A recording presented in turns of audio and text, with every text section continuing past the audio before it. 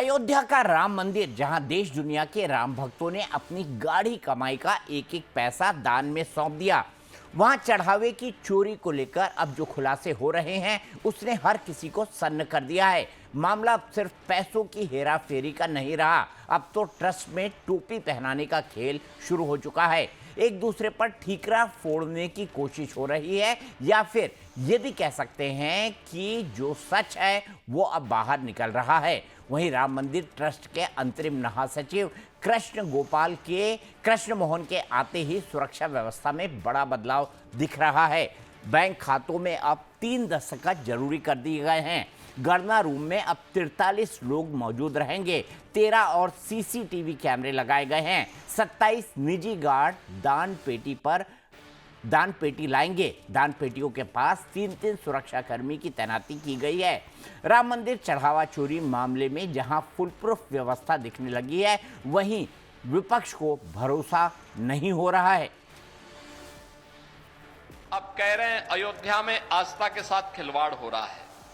अरे आस्था के साथ कौन खिलवाड़ हो रहा है तो बताओ पहले। और तुम्हारी आस्था कब से अयोध्या पे हो गई?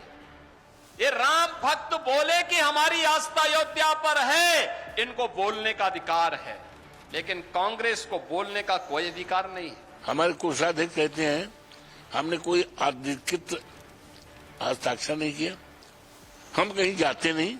अरे भैया, किस बात के लिए आप कोषाध्यक्ष को इन्होंने अयोध्या को कलंकित किया है? बड़ा मामला है और बड़े मामले में लीपापोती अब तक हुई है। ट्रस्ट के लोगों का विश्वास पूरी तरह से हट गया है। पूरी तरह से इंटायर ट्रस्ट दोषी है और इसको भंग होना चाहिए।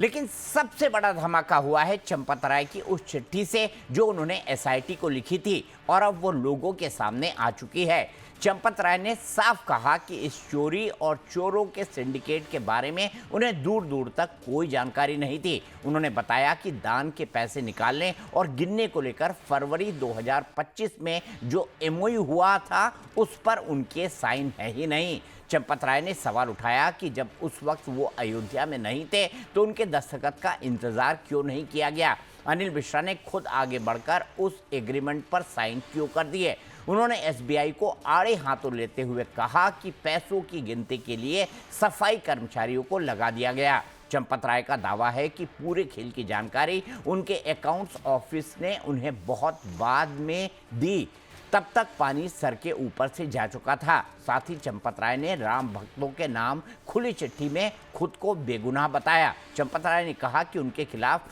अनर्गल आरोप लगाए जा रहे हैं। वहीं एसआईटी की रिपोर्ट में अनिल मिश्रा पर प्रशासनिक लापरवाही, सुरक्षा नियमों की अनदेखी और संदिग्धों को संरक्षण देने के गंभीर आरोप लगे हैं। अनिल मिश्रा पर सुरक्षा नियमों को जानबूझकर कमजोर करने के आरोप हैं।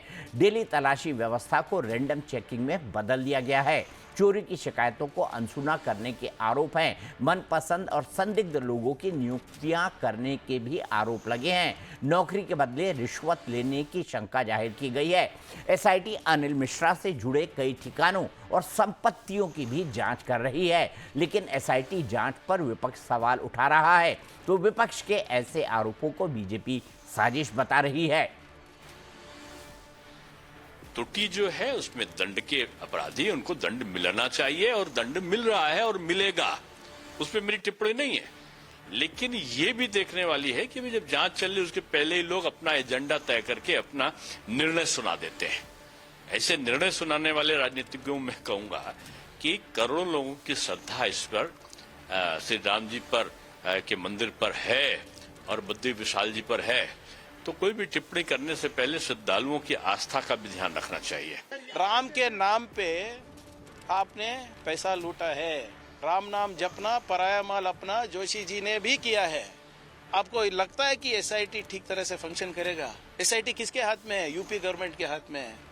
गवर्नमेंट कौन चला रहा है? योगी आदित्यनाथ जी चला रहे हैं। चौकीदारी चोर निकला तो क्या रिपोर्ट ठीक से आएगा? हमको दीजिए, कार्रवाई करके दिखाएंगे। वहीं एसआईटी ने अपनी अंतरिम रिपोर्ट सौंप दी है। अभी तक एसआईटी की जांच में कई बड़े और चौंकाने वाले खुलासे हुए हैं। पुलिस रिमांड में 3 आरोपियों से पूछताछ में भी कई अहम खुलासे हुए हैं। फर्जी रसीद से अवैध चंदा वसूली का भी खुलासा हुआ है। सीधे साधे भक्तों को नकली रसीद थमाकर वो सीधे कैश ईंट लेते थे, जो कभी मंदिर के खाते तक पहुंचा ही नहीं।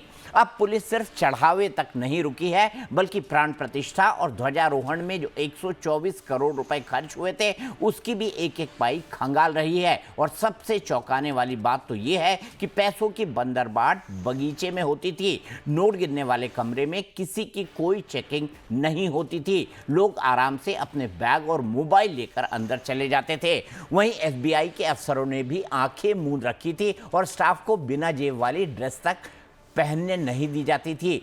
पिछले 5 सालों के खातों का दोबारा ऑडिट हो रहा है, लेकिन राहत की बात है कि चांदी की ईंटें और गहने सेफ हैं। राम मंदिर चढ़ावा चोरी में भले ही आरोप प्रत्यारोप चल रहे हैं, लेकिन इस घटना पर राजनीति से कई लोग नाराज भी हैं और सीधे तौर पर कह रहे हैं कि चोर कहाँ नहीं होते, लेकिन राम मंदिर को बदनाम नहीं करें। नहीं, आपके घर में चोरी होती तो आप चोर को कोसते हैं, घर को नहीं कोसते। ये पूरा हमको हिंदुओं को, हिंदू समाज को ये समझना चाहिए, अपने ही लोगों को समझना चाहिए। और जिन लोगों ने यहाँ पर दान दिया है, उन्होंने रिश्वत नहीं दी भगवान को कि भी मेरे इस दान का ध्यान देना, मगर इसका मंदिर पर कोई वो पड़ेगा या लोगों की आस्था पे कोई फर्क पड़ेगा या सनातन पर कोई फर्क पड़ेगा, मैं इसमें कतई विश्वास नहीं रखता। जहां राम मंदिर चढ़ावा चोरी की जांच चल रही है, वहीं अब इस पूरे महापाप से खुद को बचाने के लिए एक दूसरे पर जिम्मेदारी डाली जा रही है। चंपत राय का आरोप है कि नियम अनिल मिश्रा ने बनाए, इसीलिए वो जिम्मेदार हैं। वहीं अनिल मिश्रा के लोग कह रहे हैं कि चंपत राय का ड्राइवर चोर था, इसीलिए वो जिम्मेदार हैं। और बाकी ट्रस्टी इन दोनों की लड़ाई के बीच मंदिर के साख बचाने के लिए अब पूरे सिस्टम को ही बदलने की तैयारी में है। फिलहाल चंपत राय और अनिल मिश्रा दोनों का इस्तीफा ट्रस्ट पहले ही मंजूर कर चुका है। चंपत राय कह रहे हैं कि वो एसआईटी की फाइनल रिपोर्ट यानी 15 जुलाई के बाद जनता के सामने एक एक बात का जवाब देंगे। वहीं दूसरी तरफ अनिल मिश्रा पूरी तरह से अंडरग्राउंड है। तो राम मंदिर ट्रस्ट के पूर्व आमंत्रित सदस्य गोपाल राव का भी दावा है कि वो ट्रस्ट में बने रहेंगे और बर्खास्तगी की खबरें गलत है।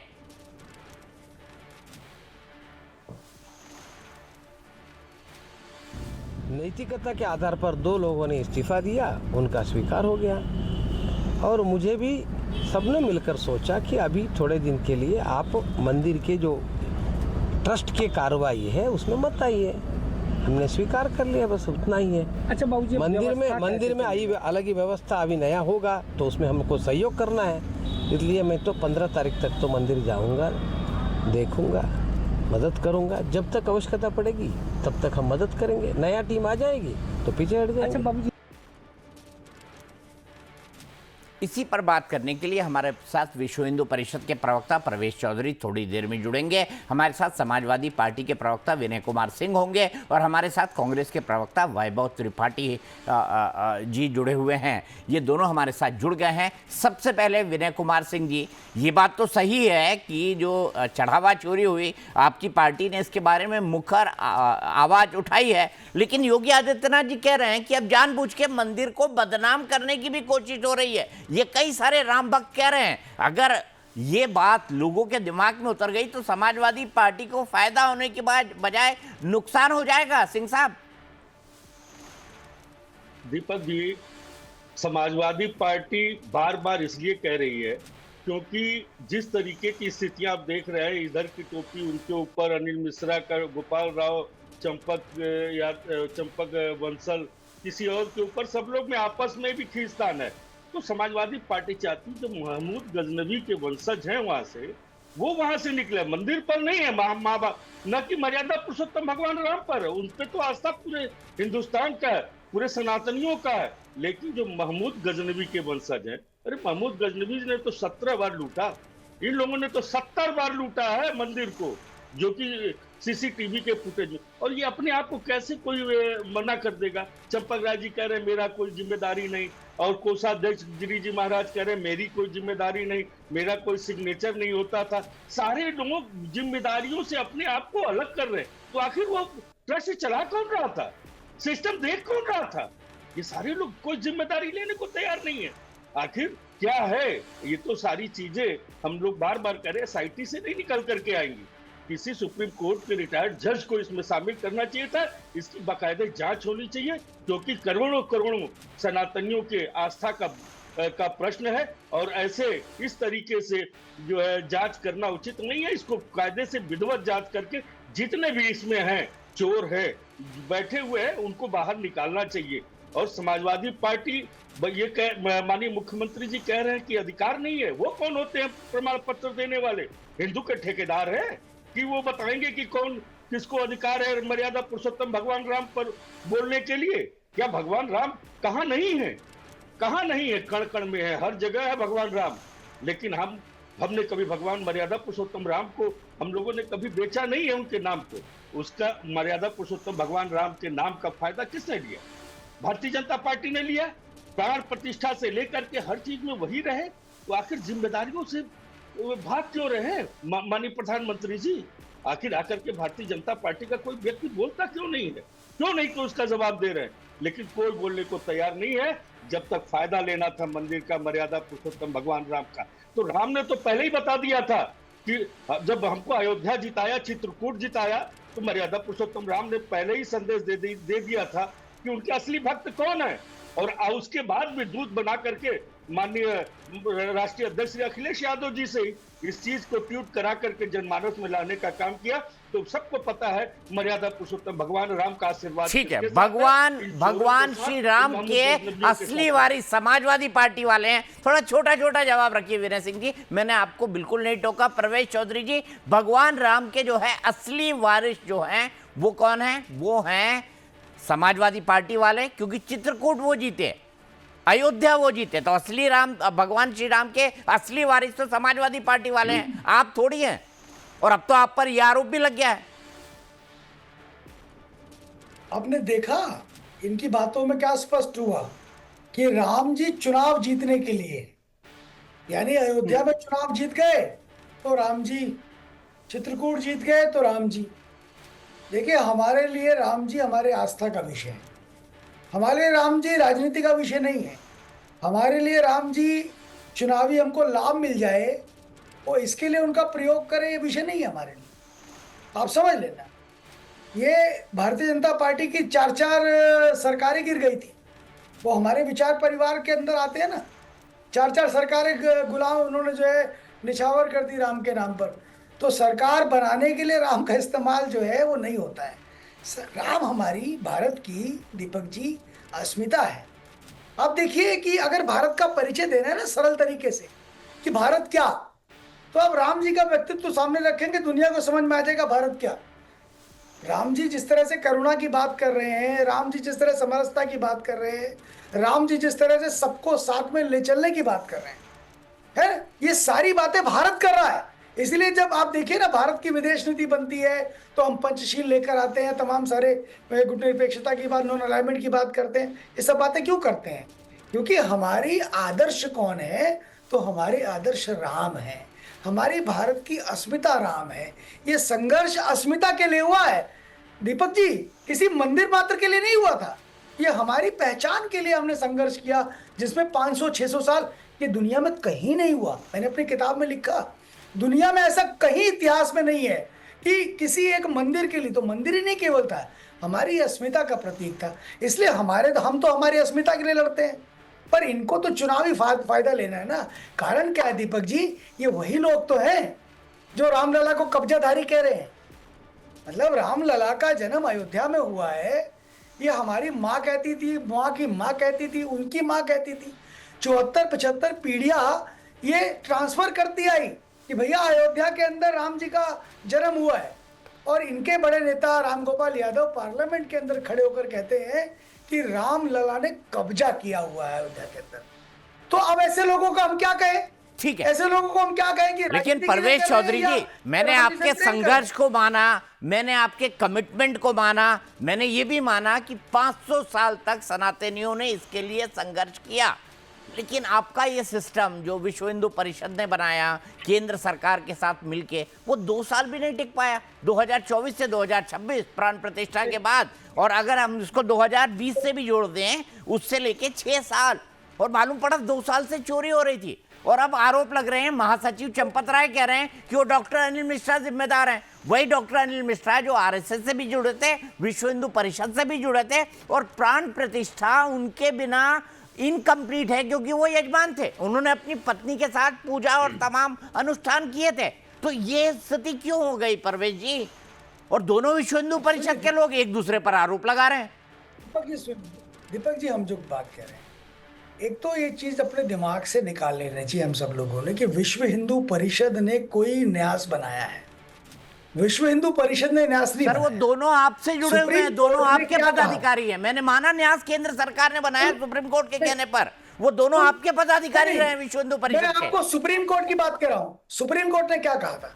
सुप्रीम कोर्ट ने कहा कि जो राम जन्मभूमि मुक्ति मूवमेंट के अंदर आंदोलन में लगे थे, ऐसे लोगों को मिलकर के बनानी चाहिए समिति। ऐसे लोग बने, उसमें चंपत राय जी भी थे, उसमें निर्मोही अखाड़े के लोग भी थे, उसमें नित्य गोपाल दास जी भी थे।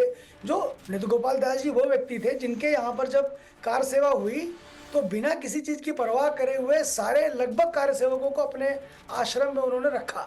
उनको बिल्कुल डर नहीं था कि कोई परवेश भाई, डॉक्टर अनिल मिश्रा का नाम भी ले दीजिए ना, डॉक्टर अनिल मिश्रा का नाम भी ले दीजिए, जिन पर चंपत राय जी ने आरोप लगाए कि इनके कारण हुआ है सब। अनिल मिश्रा जी वहां के स्थानीय व्यक्ति थे, ठीक है। अब उन्होंने क्या सरकार ने सोचा क्या किया वो, लेकिन विश्व नहीं, वो आरएसएस से भी एक्टिवली जुड़े थे, विश्व हिंदू परिषद से भी डॉक्टर अनिल मिश्रा एक्टिवली जुड़े थे, वरना आपने ऐसे ही उनको प्राण प्रतिष्ठा में यजमान बना के बिठा दिया, पूजा अर्चना करने अपनी पत्नी के साथ। सुनिए, बाय प्रोफेशन डॉक्टर थे वो, बाय प्रोफेशन एक डॉक्टर थे, डॉक्टर के नाते से जो भी होगा। और वो विश्व हिंदू परिषद के सक्रिय सदस्य थे परवेश जी। नहीं, बिल्कुल नहीं। मैं उनको तब से जानता हूं जब आप कॉलेज में पढ़ रहे होंगे। मैंने आपको कहा विश्व हिंदू परिषद विशुद्ध रूप से हिंदू समाज की लड़ाई लड़ता है, उसके लिए काम करता है। न्यास क्या करता है क्या नहीं करता, विश्व हिंदू परिषद को कोई लेना देना कभी नहीं रहा। हाँ, हमें मानते हैं चंपत जी हमारे कार्यकर्ता है, हमारे उपराष्ट्रीय उपाध्यक्ष भी रहे, ठीक है, लेकिन उनकी भूमिका न्यास में अलग है और विश्व हिंदू परिषद में भूमिका अलग है। डॉक्टर अनिल मिश्रा और जो इस पूरे कार्यक्रम के यजमान थे, डॉक्टर अनिल मिश्रा, उनको क्यों भूल रहे हैं भैया आप? वो भी आप ही के थे सर, आप ही के विचार परिवार से आते हैं। नहीं बोल रहा, अगर मैं गलत नहीं हूं तो प्रांत के लेवल के वो पदाधिकारी भी रहे, आरएसएस में रहे, विश्व हिंदू परिषद में भी रहे। सुनिए, दीपक चौरसिया जी की भी 2 भूमिका हो सकती है, 3 भूमिका हो सकती है, परंतु एक भूमिका का दूसरी भूमिका पे कोई असर नहीं होता। ये गलत बात है सर। मेरी एक भूमिका का दूसरी पे असर क्यों नहीं होगा? इंसान तो मैं एक ही हूँ सर। प्रवेश भाई, कैसी बात कर रहे हैं आप? मैं भी इंसान एक ही हूँ, मैं भी इंसान एक ही हूँ, लेकिन जब मैं पढ़ा रहा होता हूँ तो प्रोफेसर होता हूँ, लेकिन जब मैं आपके साथ बात कर रहा हूँ तो राष्ट्रीय प्रवक्ता के नाते से बात कर रहा हूँ। मेरी 2 भूमिका हो गई, ठीक है। ऐसे ही आपकी भूमिका 2 हो सकती। तो ऐसा कह लेना कि मैं अपने प्रोफेशन के अंदर कुछ कर रहा हूँ, कुछ कर रहा नहीं होता ऐसा। ठीक है भैया त्रिपाठी जी, बताइए, डॉक्टर अनिल मिश्रा जो है, जो यजमान थे इस पूरे प्राण प्रतिष्ठा कार्यक्रम के दौरान, आप क्या कहेंगे? प्रवेश जी की बात से आप संतुष्ट हैं? हालांकि कांग्रेस और एसपी पर यही आरोप लगता है, अगर योगी आदित्यनाथ जी कांग्रेस और समाजवादी पार्टी को अयोध्या में राम जन्मभूमि मंदिर न बनने के लिए दोषी ठहराते तो कुछ गलत भी नहीं है त्रिपाठी जी। दीपक जी, बात यह है कि मुख्यमंत्री योगी आदित्यनाथ जी, अनुपम खेर जी, इन दोनों का बयान था, ये बेहद वाहियात बयान है और मूर्खतापूर्ण है। ये दोनों मूर्ख हैं। इसलिए मैं कह रहा हूं कि मंदिर का विरोध कौन कर रहा था? कांग्रेस ने कहा कि कोर्ट जो निर्णय देगा सर्वमान्य होगा और कोर्ट के निर्णय पर ही ये मंदिर बना। योगी ने कोई त्रिपाठी जी, आप कैसी बात कर रहे हैं? 6 दिसंबर 1992 के बाद नरसिम्हा राव ने क्या बोला था? 9 तारीख को उस दिन में पार्लियामेंट के अंदर मौजूद था, उन्होंने कहा था हम बाबरी मस्जिद फिर बनाएंगे। ये कांग्रेस का औपचारिक स्टैंड था, हम बाबरी मस्जिद फिर बनाएंगे। अरे नो, देखिए, अरे भाई, विश्व हिंदू परिषद के अभी प्रवेश जी बैठे हैं, प्रवीण भाई तोगड़िया को क्यों ढकिया के बाहर कर दिया गया? सिर्फ इसीलिए कि कांग्रेस से हम मांग करते थे कि कानून बनाकर राम मंदिर बनाइए, वो कोर्ट के सहारे है। और मोदी जी जब हमारे हो गए तो आप क्यों नहीं कानून बना के मंदिर बनाते? इतना ही अपराध था, उनको कैसे Z+ की सुरक्षा वाले व्यक्ति को नाली में वो गिरे पड़े मिले और उनको विश्व हिंदू परिषद से भी विदा कर दिया। किस दुखी मन से वो गए, इस बात को आप जानते हैं कि नहीं? और सवाल ये है कि देखिए, अनुपम खेर, योगी आदित्यनाथ, प्रवेश चौधरी या भाजपा के जो भी लोग हैं जो बात कह रहे हैं कि आपको अधिकार ही नहीं है, मतलब ये है कि नहीं भाई, ये चोरी के लिए स्वतंत्र है। रामलला के मंदिर में चोरी करने वाले धर्मात्मा हैं, भाजपाई, विश्व हिंदू परिषद और RSS के लोग, यही मान लिया जाए। और सवाल ये है कि जो चोरी कर रहे हैं उस चोरी को उजागर करने वाले धर्मद्रोही हो गए। हाय रे वाह रे कलिकाल, इतना बड़ा कलयुग आ गया क्या? अभी क्या प्रलय की स्थिति आ गई है? चोरी करने वालों ने मंदिर को बदनाम किया है, रामलला के ऊपर कोई फर्क नहीं पड़ता। चोट्टे जो होते हैं संघी भाजपाई और RSS विश्व हिंदू परिषद वाले, वो चोरकटई करते हैं, वो बदनाम हो रहे हैं। इसलिए बदनाम हो रहे हैं कि जो रामलला का नाम लेते थे, राम के घर में ही चोरी करने लगे। रामलला की छवि पर कोई असर नहीं पड़ता, ना ही रामलला से किसी का आस्था में कमी आनी है। वो ईश्वर हैं, पुरुषोत्तम है, मर्यादा भगवान पुरुषोत्तम राम के ऊपर कोई फर्क नहीं पड़ता। फर्क पड़ रहा है इन छोटे विश्व हिंदू परिषद, RSS और भाजपा के दलालों पर। ठीक है, परवेज चौधरी जी, परवेज चौधरी जी, प्लीज बात कंप्लीट करने दीजिए। दीपक, 20 मिनट बाद आप मेरे पास आए और बात को कंप्लीट नहीं सर, वो आपके सहयोगी बैठे हुए ना बगल वाले, उत्तर प्रदेश की बड़ी पार्टी समाजवादी, आप ही के सहयोगी हैं। नहीं, मेरी बात मैं पूरी करूंगा दीपक जी, मेरी बात मैं पूरी करूंगा। मेरी बात दीपक की सर, उत्तर प्रदेश में आपके बड़े भाई हैं, वो उन्होंने ही मामला उठाया है। अरे सुन तो लीजिए प्लीज मेरी बात। अब इतना बहस करके टाइम जाया करना है तो भाई करते रहिए। सवाल यह है कि मंदिर के शिलान्यास के बाद से ही जो विश्व हिंदू परिषद से जुड़े हुए महिपाल सिंह लेखाधिकारी थे, उन्होंने कहा कि हर रोज खजाने से चोरी हो रही है, और यही चंपत राय ने उस बात को नजरअंदाज किया और महिपाल सिंह को ही विदा कर दिया। कैसे मैं मान लूं कि चंपत राय दोषी नहीं है? वाजपेयी जी का एक संसद का बयान बहुत वायरल हो रहा है कि अगर पहरेदारी में जो कुत्ता है, अगर वो चोरों पर नहीं भौंकता है, मतलब चोर को वो जानता और पहचानता है। जो ट्रस्ट बना, ट्रस्ट में चंपत राय को और बाकी लोगों को शामिल करने वाले प्रधानमंत्री नरेंद्र मोदी। ठीक है, परवेज चौधरी जी जवाब, आप त्रिपाठी जी रुक जाइए। परवेज भाई सिर्फ 2 लाइन में जवाब, मेरा वक्त बिल्कुल खत्म हो गया। प्रधानमंत्री नरेंद्र मोदी जी क्यों नहीं इस पर जवाब देते हैं? हर बात पर मुखर होने वाले, अच्छा ये बताइए, हिंदू परिषद के चोरी क्यों नहीं बोलते हैं? न्यास, इनसे दीपक जी पूछिए, न्यास को बनाने का काम तो प्रधानमंत्री के जिम्मे, लेकिन जब राम मंदिर बनाने का विषय आता है तो कहते हैं कोर्ट से बन गया। तो ये खुद ही इनको समझ ही नहीं आ रहा कहना क्या है, आर्ग्यूमेंट क्या करना है, यही नहीं पता इनको। कह रहा हूँ, मैं कह रहा हूँ आर्ग्यूमेंट ही कर क्या करना है, कांग्रेस के लोगों को पता नहीं है कारण क्या है। राम को काल्पनिक बताने वाले यही है, राम को काल्पनिक बताने वाले कांग्रेस के लोग ही हैं। आज राम राम कर रहे हैं, ये राम को काल्पनिक बता रहे हैं। प्रधानमंत्री नरेंद्र मोदी जिसने महात्मा गांधी की बात भी नहीं मानी। ठीक है, मैं यहीं पर रुकूंगा। अफसोस परवेज भाई,